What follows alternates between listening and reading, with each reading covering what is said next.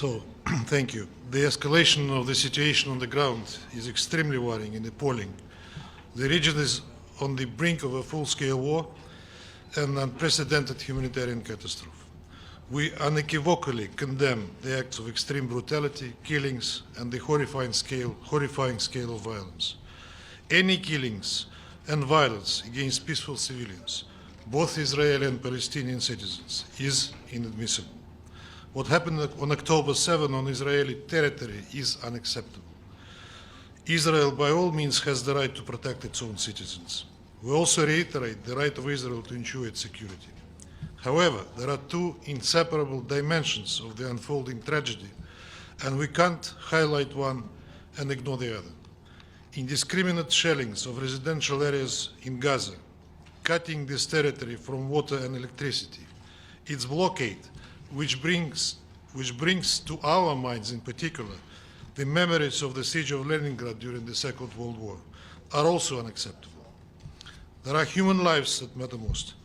Israel's actions of collective punishment of Gaza citizens, as well as its demands to evacuate more than 1 million civilians in 24 hours and concentrate them in a de facto ghetto in the south of the sector, are also unacceptable and can lead to irreversible catastrophic consequences regionally and globally. The root causes of this situation are of critical importance. Our Western colleagues do their best to promote the narrative that the current escalation happened out of the blue because a band of savage terrorists attacked Israeli civilians. The US is especially insistent that the whole situation was unprovoked and Hamas are outcasts enjoying no support. If it were so, there would be no protests in the West Bank against Israel's actions and no widespread Arab and Muslim support for Palestine. We shouldn't ignore that the current flare-up of violence happens against the background of Israel's systematic violations of the decisions of the UN Security Council and the General Assembly, including the illegal expansion of settlements, which is regularly condemned by the vast majority of UN member states. We are all appalled by the fact that the Palestinians are being forcefully ousted from their land and their houses demolished. Any attempt to ignore this context is a clear manipulation of facts, which we cannot support. Let me be clear, the responsibility for the looming war in the Middle East, to a large extent, lies on the United States. It is Washington that recklessly and selfishly blocked the work of the Middle East Quartet of international mediators in an effort to monopolize the peace process and limit it to imposing an economic peace with Israel on the Palestinians and other Arab countries without solving the Palestinian question. We consistently warned against this, saying it will backfire one day. So it did. You all know well that for years the US blocked any reaction, any signal from the UN Security Council, any modest call for exercising restraint, claiming that its quiet regional diplomacy is more effective. Well, now it is obvious that it has failed. In the current circumstances, Russia cannot accept the complete inaction and lack of any reaction on the part of the UN Security Council, as well as the UN Secretariat. As you could have noticed, not a single Western delegation called for an open meeting on the situation in the Middle East, while they use every fake pretext to call for the discussions of the situation in Ukraine for obvious political reasons. They are insisting to hold 3 monthly meetings on Syria to show that the Council is allegedly still preoccupied with this issue and to attack Syrian government, but they don't find courage to call for a meeting on the situation which is directly affecting international peace and security and has dire, immense humanitarian consequences. Against this background, our former Western partners are not hesitating to apply blatant double standards.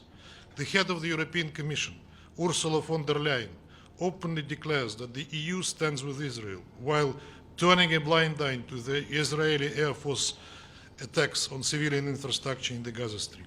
When Ms. von der Leyen commented on the situation around Mariupol in the past, which was not in any way similar to the one in Gaza, she said that, I quote, "attacks against civilian infrastructure, especially electricity, are war crimes, and cutting off men, women, children of water and electricity are acts of pure terror," end of quote. There are more examples of the same double standards and irresponsible behavior of other Western politicians. So what do we propose for the Council? We call for an immediate ceasefire and the prevention of further escalation of the conflict. We are convinced that the Security Council must act to put an end to the bloodshed and restart peace negotiations with a view to establishing a Palestinian state as it was supposed to do so long ago. To this end, we are circulating a draft resolution of the UN Security Council, which calls for an immediate, durable and fully respected humanitarian ceasefire and for an unimpeded provision of humanitarian assistance, as well as condemns all violence and all acts of terrorism. This draft is open for co-sponsorship of all UN member states. Today, I have to advise you, there was a meeting of the Commonwealth of Independent States Foreign Ministers in Bishkek, Kyrgyzstan, where they adopted a joint statement in that vein. It was circulated as a document of the Security Council. We call on all the members of the international community to actively support, co-sponsor and line up behind our draft. This is the only way to stop violence. As far as Russia is concerned, for us it is important to maintain contacts with the two sides. We have long established historical ties with Palestine as well as with Israel. A large number of our compatriots live both in Israel and Palestine. And this is also a very important factor that we have to take into account. At the same time, we have very solid, well-established close relations with the Arab world, first of all with Palestine, which had been promised and mandated by the UN decisions, a sovereign statehood with the capital in East Jerusalem. These decisions have been taken by the UN Security Council and General Assembly, and they must be implemented. We stand ready for the mediation, and we have capacities for it, provided both sides are interested in it. I thank you. When do you expect to table the resolution? When do you hope to put it to a vote? Okay, thank you, Ambassador. What did you hear also from, my name is Ibsam Azam, an Arabic with the newspaper. First, when do you expect to table the vote, to table the resolution for vote? And then we presented a draft, we circulated a draft among the Security Council members, and we asked for a quite expedited deadline by 12 tomorrow, and we're expecting comments to come from them to see where we'll go from there. How would you discuss? Depends on the amendments. What do you think about the release of hostages?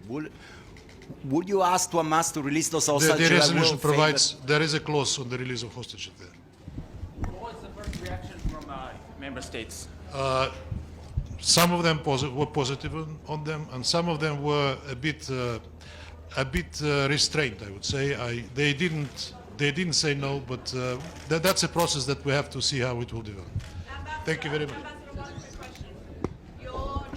Your draft resolution doesn't actually mention Hamas. Is that something This Russia is a could agree with? humanitarian resolution, and this is not about condemnation. The condemnation of the terrorism is there in the resolution, but the focus of the resolution is humanitarian, not political. Thank you very much.